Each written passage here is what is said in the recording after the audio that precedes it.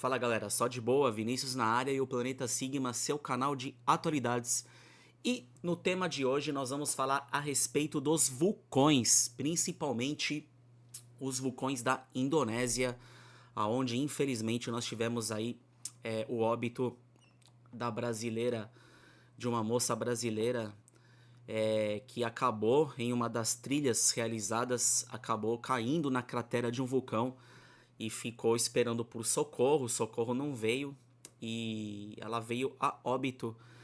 E assim, pessoal, o que nós podemos aí tirar de lição a respeito desse assunto, né? Primeiro que eu andei vendo aí na internet, a gente sabe que, né, situações mais polêmicas irão causar aí um frisson de opiniões, indignações, entre outras situações, como até mesmo condenar a moça, né, que fez a trilha, né, que ela não teve o cuidado devido, condenar as equipes de resgate, se é que teve uma equipe de resgate do governo da Indonésia, uma equipe própria ou se foi voluntário, mas enfim, nós vamos analisar de maneira racional e também, pessoal, mostrar para vocês por que é importante que quando a gente vai para outro país, para outra região, nós conhecermos o lugar onde nós vamos frequentar, né? Justamente por conta que conhecer os aspectos geográficos de onde nós estamos e para onde nós vamos é a garantia da nossa sobrevivência, compreenderam? E assim, eu não sei de forma concreta se a moça ela tinha, ela gostava de trilha, né? Trilha também eu gosto muito. Eu acho que o turismo ecológico ele faz bem até para a saúde mental, mas você precisa ter aí inúmeros cuidados, principalmente com trilhas que tem um maior grau de dificuldade, vamos colocar assim. E pelo que eu vi, pessoal, essas trilhas que ocorrem na Indonésia, a gente sabe que a Indonésia é a terra dos vulcões, eu vou falar sobre isso mais adiante. Essas trilhas que ocorrem na Indonésia já registraram aí por volta de 8 mortes e 180 acidentes em 5 anos. E essa trilha que a moça realizou é considerada uma das trilhas mais desafiadoras da Indonésia.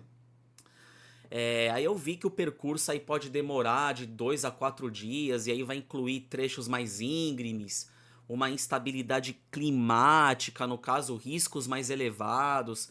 A gente vai pegar, se é uma região de grande altitude, com certeza vai ter época de neblina, vai ter problema aí com a queda da temperatura.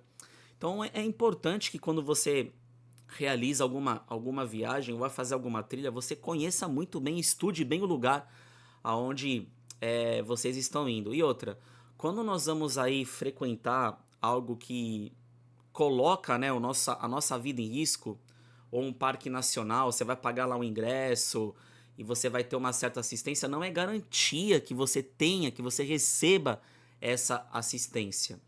Então a gente precisa ser racional e sem, lógico, né, que é um momento bem triste aí para a família, que Deus conforte a família dessa moça. Mas analisando de forma mais fria, é preciso conhecer bem o terreno onde nós estamos pisando, né? Sem condenar ninguém, sem julgamentos. E também, pessoal, é ter um pouco de noção que a equipe que vai aí resgatar essa pessoa, ela só vai conseguir resgatar se ela também estiver segura, entendeu? Senão você pode aumentar até mais o grau da tragédia.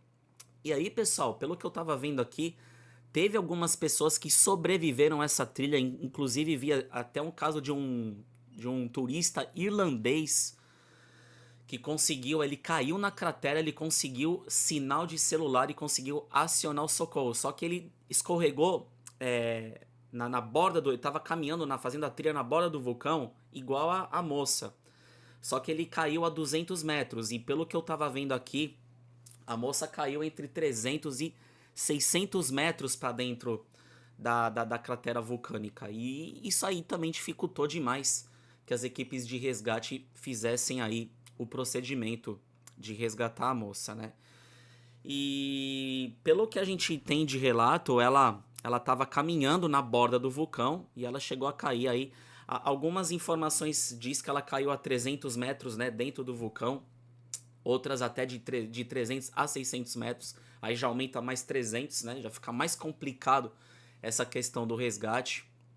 E a gente sabe, né, que, por exemplo, tem pessoas que gostam desse tipo de atividade, né?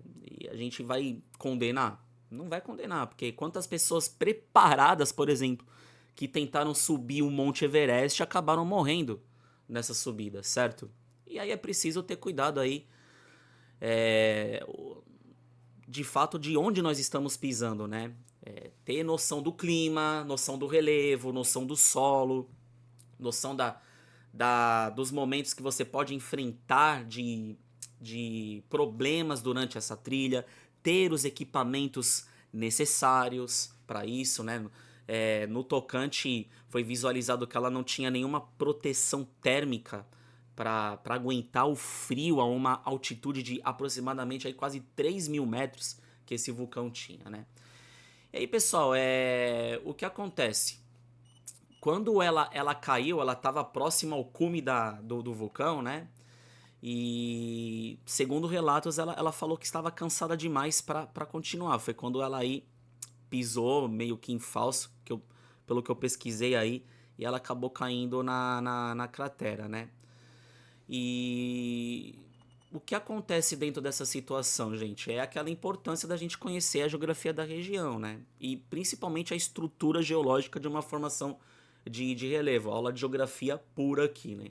A estrutura geológica do vulcão, do Monte Rinjani, né? Primeiramente que ela é considerada a segunda montanha mais alta da Indonésia. Para ser mais preciso, nessa altitude ela tem 3.726 metros de altitude e também um dos vulcões mais ativos do país, né? E levantamentos aí apontam que esse vulcão tem uma caldeira de 50 quilômetros quadrados e uma cratera de 8 quilômetros de extensão, inclusive formando até um lago vulcânico. E aí esse solo vulcânico, pessoal, principalmente da Indonésia, né? A Indonésia é a terra dos vulcões, inclusive aí durante a história geológica da Terra, principalmente na Indonésia, nós tivemos grandes erupções a níveis catastróficos. Por exemplo, a do vulcão Krakatoa em 1883, que gerou tsunamis. A explosão desse vulcão foi escutada da Austrália, por volta de 2.000 quilômetros de distância. A gente teve a erupção do Monte Tambora também na Indonésia, que emitiu tanto dióxido de enxofre na atmosfera que a temperatura global da Terra despencou em até 2 graus. Só para você ter ideia do nível dos vulcões que a Indonésia possui, né? E aí, pessoal, ela caminhando, a gente também tem que caracterizar que o solo também não ajuda, né? Porque você vai caminhar numa montanha vulcânica, num solo, o solo vulcânico ele vai apresentar uma camada mais acinzentada, geralmente de areia grossa. Se esse vulcão entrar em erupção, vai ter pó vulcânico, vai ter fragmento rochoso.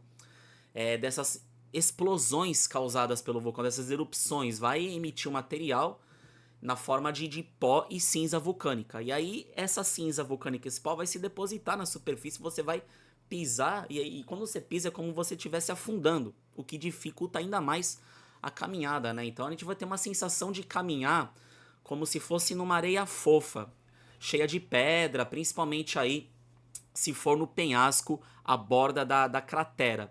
Fora também, pessoal, se esse vulcão ele tá, vamos colocar, ativo, né? Mas essa atividade ela tá no grau mínimo, ela só tá expelindo, né, material numa forma de gás. Aí a gente vai ter um agente complicador a mais, porque o vulcão ele vai emitir dióxido de enxofre. Isso vai prejudicar a respiração da pessoa que tá nas redondezas, né? E ainda vou colocar o agravante. Quando chove, pessoal, nessas regiões vulcânicas, nós temos a formação do chamado lahar, que é uma espécie de lama, a chamada lama vulcânica, que vai ser uma mistura de água cinza vulcânica, rocha e gelo, que vai se mover rapidamente aí, montanha abaixo, e também contribui na questão de provocar a erosão nessa área, né? E aí, pessoal, a gente sabe que na questão aí dos vulcões, quando a gente fala morfologia, a forma desse vulcão, o Rinjani ele pode ser considerado chamado estratovulcão, tá? Sim, a gente tem ao redor do nosso planeta vulcões de diversos formatos, tá? E esse vulcão, pessoal, ele possui assim escarpas, né, que são bordas na vertente da montanha e inclinações de até quase 90 graus, né? O que torna a escalada, se você cair, difícil. Você não está subindo uma rampa, você está numa inclinação abrupta, certo? Então a gente vai ter aí essa escarpa abrupta e uma inclinação aí bem complicada. E vale ressaltar que a Indonésia também, pessoal, ela tem aí mais de 100, né, 100 vulcões ativos e cerca de 1000 vulcões inativos. Por que a Indonésia tem tanto vulcão? Porque ela está numa região chamada Círculo de Fogo do Pacífico, conforme vocês visualizam aí, que é uma área em forma de ferradura ao redor do oceano onde ocorre a maioria dos terremotos e de atividades vulcânicas no planeta. Inclusive nós tivemos também o chamado tsunami de 2004, que se propagou, né? O epicentro foi na cidade de Banda Aceh, na Indonésia. E aí o que acontece também, pessoal,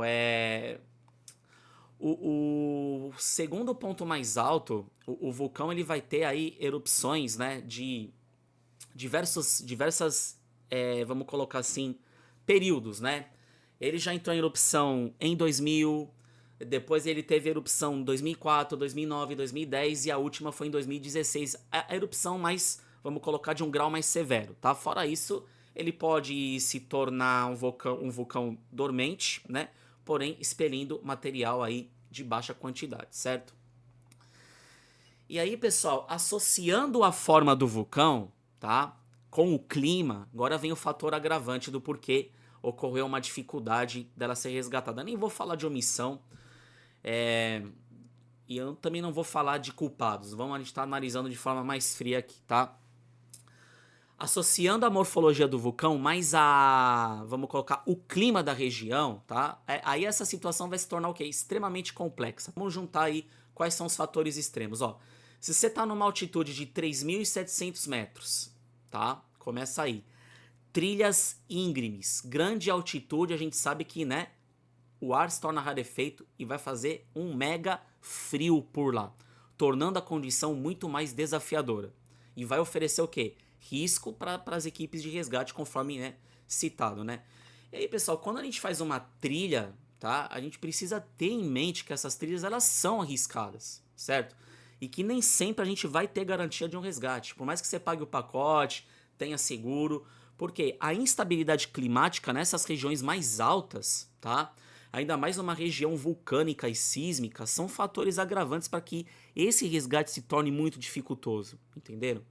Tanto é que depois ela veio a falecer na segunda-feira, detectaram que ela não tinha mais presença vital na segunda-feira e conseguiram resgatar depois o corpo dela, se eu não me engano, entre terça e na data de hoje, pelo que eu vi, né?